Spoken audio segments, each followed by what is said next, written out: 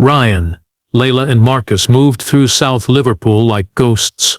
Unknown to their neighbors, unseen by the police, yet together they ran a network so precise it could deliver drugs across the city without ever being caught. Until one rainy night changed everything. South Liverpool moved at a steady, familiar pace most days, shaped by commuter traffic, corner shop routines and the everyday noise of a city that had learned to absorb change.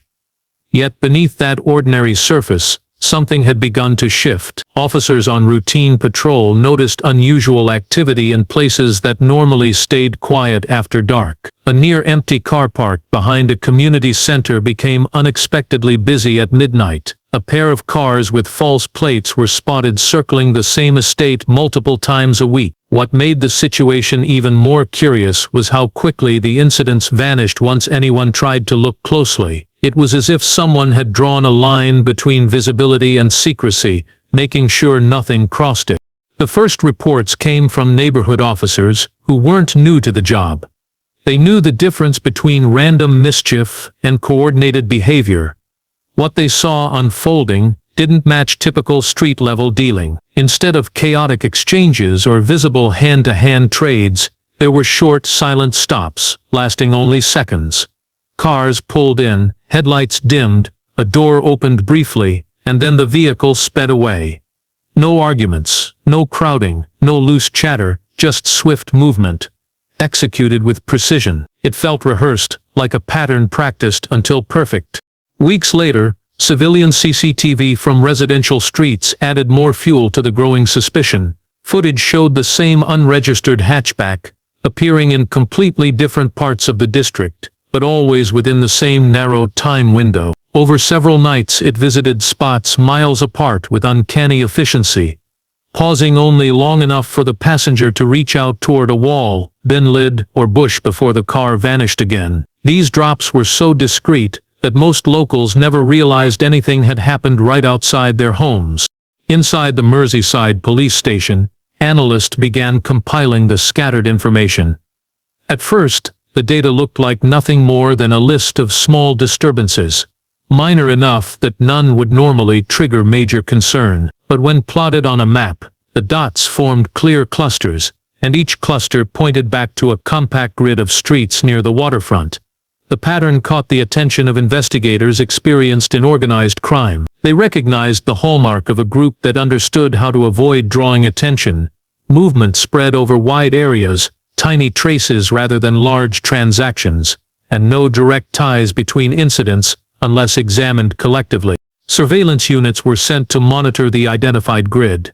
Officers stationed in unmarked cars reported a steady flow of unfamiliar vehicles entering the area at inconsistent hours.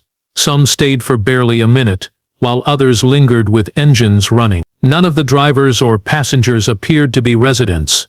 More suspiciously, several houses showed signs of deliberate concealment. Windows remained covered at all hours, and doors stayed locked even when delivery services arrived. Parcels were often left on steps without ever being retrieved while the driver remained in sight, something rarely seen in a neighborhood where porch theft was practically non-existent. Then came a new pattern: short power outages affecting only a few houses at a time. Engineers later confirmed that the circuits hadn't failed naturally. Someone had tampered with the fuse boxes externally, possibly to mask unusual electrical usage inside. Investigators considered the possibility of hidden equipment, packaging tools, storage freezers, or devices meant to evade detection. What made the situation even more unsettling was the atmosphere surrounding the area.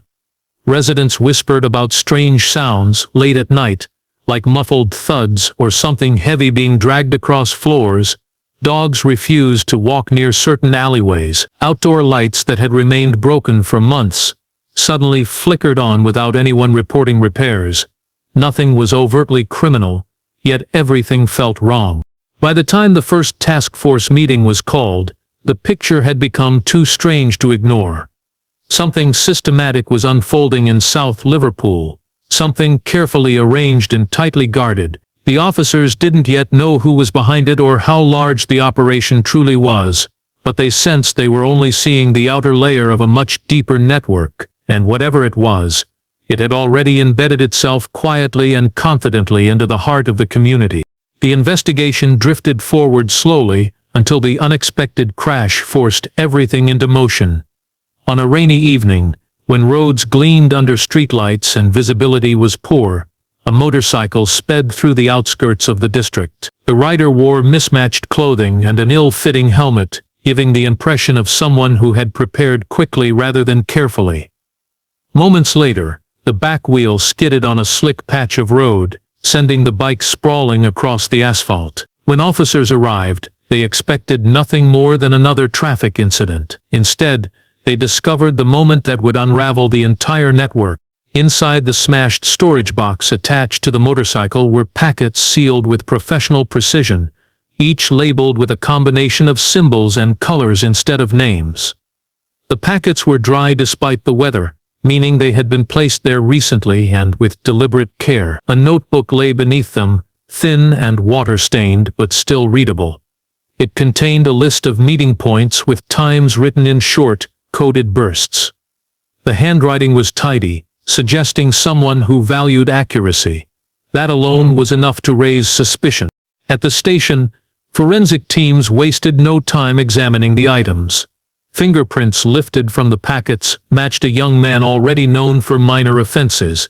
His record alone wouldn't have meant much, but his previous associates drew more interest. He had once worked with an older figure who kept a reputation for slipping through investigations. This man had never been charged with anything serious but always seemed to appear around trouble, without ever touching it directly. The connection between the two was subtle, yet enough to hint that the crash was more than an isolated mistake. The notebook was the most revealing element. The meeting points didn't match typical street dealing routes.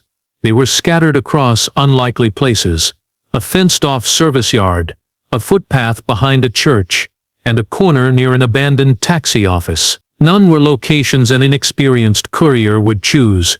Each spot was quiet, shielded from cameras, and accessible within narrow time frames.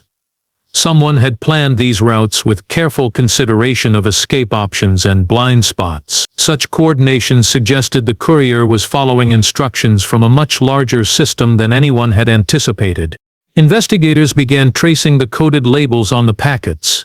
The colors corresponded to different areas, while the symbols hinted at quantities or specific distribution chains. What looked simple at first quickly grew into a complex picture of an operation that separated its members into isolated tasks. Couriers weren't required to know packers. Packers didn't know watchers. Watchers didn't know transporters. No one communicated freely. Each person worked independently, fulfilling their assigned piece without understanding the whole structure. As detectives dug deeper into the courier's background, they found that he had recently started spending time in an area already under observation in the previous chapter of the investigation. Phone analysis revealed repeated trips to the grid of streets near the waterfront. This strengthened the theory that the network wasn't loose or informal but operated with an invisible rhythm maintained by unseen coordination. Further analysis of the recovered motorcycle uncovered more clues. Its plates were stolen, and its internal wiring had been altered to remove tracking components. The tires were brand new, a sign of preparation for high-speed travel. The courier had likely been one of many, each tasked with different routes and schedules. The crash had interrupted a chain that normally passed unnoticed through the city's late-night flow. Meanwhile, digital forensics uncovered fragments of deleted messages from a cheap disposable phone found in the courier's jacket. Most of the data had been wiped, but a few fragments remained: coordinates, timestamps, and a repeating pattern of initials that didn't correspond to any known names. This raised the possibility that the network didn't operate through traditional leadership. Instead, instructions might have been delivered through an encrypted system designed to prevent personal connections between members. The discovery shifted the investigation from a scattered collection of suspicious events into a solid pursuit of a structured organization. The officers realized the crash wasn't just a stroke of luck. It was the first real crack in a wall that had been built carefully to keep them out. The 9 individuals later charged were still unknown at this stage, but the evidence collected from one rainy night made investigators confident. The network was larger, smarter, and far more methodical than they had imagined, and the hunt to expose it had truly begun. The weeks following the courier's crash brought a new level of focus to the investigation. Detectives turned their attention to the cluster of properties already highlighted on their surveillance maps. These houses looked ordinary enough at a glance. Semi-detached homes with small gardens and aging brickwork. But the closer officers watched, the stranger they appeared. Curtains never opened, even on bright mornings when every other window along the street welcomed the sun. Visitors arrived at odd hours and stayed only long enough to slip through the doorway before vanishing inside. Delivery drivers were instructed to leave parcels by the steps, yet the parcels often remained untouched for hours, suggesting the people inside were listening, waiting, and only collecting items when completely certain nobody was watching. One property drew particular interest. It sat at the end of a narrow lane where old streetlights buzzed weekly during the night. Surveillance teams noticed that the back gate opened every Wednesday with mechanical precision. At the same exact minute each week, a figure emerged. The clothing was oversized, obscuring any identifying features, and the person moved slowly but purposefully.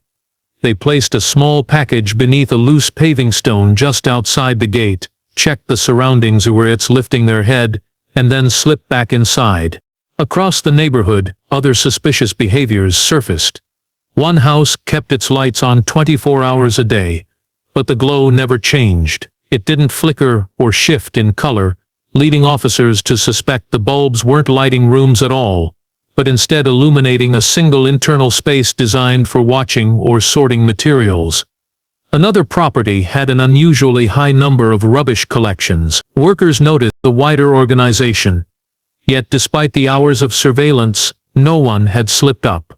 No one had shown a face. No one had broken the unnatural quiet surrounding the operation. The stillness of those houses was not the calm of ordinary life. It was the calm of something waiting, watching, and preparing for whatever instructions came next. The planning for the coordinated takedown began long before dawn on a morning chosen for its stillness. Detectives used that the operation had to happen in a single, flawless sweep. Any delay, even by seconds, could allow one suspect to alert the other. The organization's structure remained unclear, and the mysterious timing patterns suggested that its members communicated in ways investigators had yet to fully understand. If one person sensed trouble, the entire system could collapse into silence, leaving only abandoned houses and empty hiding places behind. Preparations unfolded in stages. Officers gathered in briefing rooms lit by harsh fluorescent lights, studying maps covered in colored markers that represented the target properties, escape routes, and strategic points. Teams rehearsed the entries repeatedly, memorizing the angles, the positions, and the order of movement. Vehicles were checked and rechecked. Radios were tested, spare batteries distributed, and backup channels assigned. Every contingency had a corresponding plan. The task force understood the difficulty ahead, not only because of the suspects themselves, but because the houses had been designed to deter intrusion. Reinforced doors, heavy bolts, and internal obstructions were expected. The calm appearance of the properties masked the reality beneath. In the hours before the operation, a thick tension settled over the preparation area. Officers waited in their vans, gloves on, visors pushed up, breathing slowly as they controlled the adrenaline building inside them. The air outside was unnaturally quiet. Minutes before the signal, everything threatened to fall apart. Without warning, the radios belonging to two of the main entry teams crackled, hissed, and then died completely. Screens on the portable devices flickered with distorted lines, refusing to reconnect despite repeated attempts. The officers exchanged tense glances inside their vehicles, unsure whether this was an intentional disruption from inside the network, or just a poorly timed technical malfunction. Either possibility carried risk. If they moved without communication, they would lose synchronization. If they waited too long, they risked the operation collapsing before it began. Supervisors scrambled to activate the backup frequency, but even that took critical minutes. The silence inside the vans felt suffocating, broken only by the distant hum of engines. Officers clenched their jawlines, knowing that every second of delay increased the chance of the operation being compromised. Suspicion rose that the houses they planned to raid might be equipped with devices capable of blocking signals. Though unconfirmed, the idea fit with the strange activity noted in earlier surveillance. Finally, a distorted but functional voice came through the backup channel. The teams took position. One by one, they received the all-clear. Doors slid open in unison. Officers moved swiftly across front gardens, along alleys, and toward concealed entry points. Within seconds, battering rams struck wood, hinges snapped, and locks gave way. Inside the houses, the silence that had seemed unbreakable dissolved into frantic movement. The properties were nothing like ordinary homes. Behind one front door was a makeshift corridor constructed from plywood sheets to slow entry. Another contained a narrow stairwell partially blocked by stacked crates that had to be pulled aside. Hidden compartments were found almost immediately, false floors, hollowed out skirting boards, and even a concealed ceiling space accessible through a panel disguised as an air vent. Every discovery confirmed the suspicions built over months of observation. Some suspects attempted to escape. One tried to climb through a loft and cross into a neighboring property, only to be intercepted by officers already positioned there. Another attempted to flee through a garden tunnel dug beneath a shed, perhaps intended as a future escape route. Inside one property, investigators located encrypted phones still blinking with unread messages. The timestamps indicated that instructions were being sent even as the raids unfolded. Despite the chaotic scramble, the operation remained firmly under police control. Evidence piled up rapidly.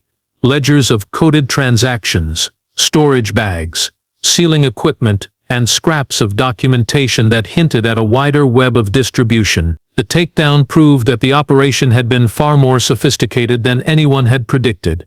The houses, once silent and unremarkable, revealed the infrastructure of a network that had thrived in secrecy. By the time the sun rose, 9 suspects were in custody, and the neighborhood had fallen back into an uneasy quiet. But even as officers stood among the dismantled barricades and scattered evidence, they sensed there was more to uncover. The operation had succeeded, but it had also exposed just how carefully the network had prepared for intrusion and how close it had come to slipping away altogether. The aftermath of the raids was a mixture of relief and growing astonishment. 9 individuals were formally charged, each assigned specific roles within the network. Some were couriers, responsible for moving packets between precise locations. Others handled packing or acted as watchers, monitoring streets and drop points. A few coordinated logistics from behind closed doors, ensuring that deliveries and pickups followed the intricate timetable that had baffled investigators for months. On paper it appeared simple, a chain of command, clearly delineated responsibilities, and a small number of people managing the system. Yet the deeper detectives delved into seized evidence, the more that picture unraveled into something far more complex and unexpected. Digital analysis revealed the first anomaly. Many of the devices found during the raids contained encrypted instructions. Yet no single device seemed to belong to a leader. Messages were carefully timed, designed to reach individuals without ever naming anyone else in the network. The instructions were specific, containing coordinates, schedules, and symbols that denoted quantities or routes, but they never revealed who was sending them. Each suspect appeared to operate under the assumption that someone above them was in charge, but investigators found no evidence of that person ever existing in a tangible way. The network functioned as a decentralized system, almost self-regulating, with each individual fulfilling their role independently. This revelation changed the understanding of the entire operation. The organization had succeeded not because of intimidation or direct oversight, but because it relied on precision, trust in procedure, and an unspoken understanding among participants that any deviation would compromise everyone. It was a structure built not around fear of a boss, but around fear of failure and exposure. Each courier, packer, and watcher had internalized the rules to such an extent that even in the absence of a leader, the operation functioned like clockwork. Months of meticulous planning had created a network that could operate almost automatically, a ghost organization without a face. As forensic teams reviewed ledgers, they discovered additional layers of sophistication. Codes within codes suggested contingency systems, alternative drop points, backup couriers, and emergency signals that allowed the network to continue functioning if one element failed. It became clear that the operation had been built to survive accidents, like the courier crash that had inadvertently exposed it. Without that incident, the network could have persisted indefinitely, invisible to law enforcement and the public alike. Investigators were forced to reassess the scale of what they had dismantled, not just a local distribution ring, but an entirely self-sustaining machine that relied on rules and timing more than human oversight. The psychological implications fascinated detectives. The 9 charged individuals had never met collectively, yet their actions had created a seamless distribution system across South Liverpool. They had never spoken to one another, yet they moved as if choreographed, responding to unseen signals embedded in their daily routines. Investigators realized that the strength of the network was also its vulnerability. It was perfectly efficient until one unpredictable event, a crash, a misstep, a delayed delivery exposed it to the outside world. The system had thrived on isolation, and that isolation had been its undoing. During interviews and preliminary hearings, the suspects themselves revealed a striking uniformity of ignorance. Each described following instructions without knowing the larger purpose or the identities of others involved. Some had assumed they worked for a central figure, others believed they were merely part of a local operation. No one suspected the network was leaderless, yet it functioned more effectively than many traditional organized crime rings. This paradox, the combination of autonomy, discipline, and invisible coordination, became the defining characteristic of the investigation. By the time the charges were made public, the story had captured attention far beyond Liverpool. Analysts praised the investigation for exposing a system that challenged conventional ideas of criminal hierarchy. The network's collapse demonstrated how structure and secrecy could coexist, and how a single accident could unravel months of meticulous planning. Yet even with the 9 individuals charged, the true intrigue lingered. The organization had no mastermind, no kingpin, only a set of rules, a web of trust, and a sequence of precise actions that had quietly woven itself into the city. The network's silent success and sudden exposure left investigators and the public alike with one haunting question: how many other systems, hidden and self-organizing, might still operate just out of sight?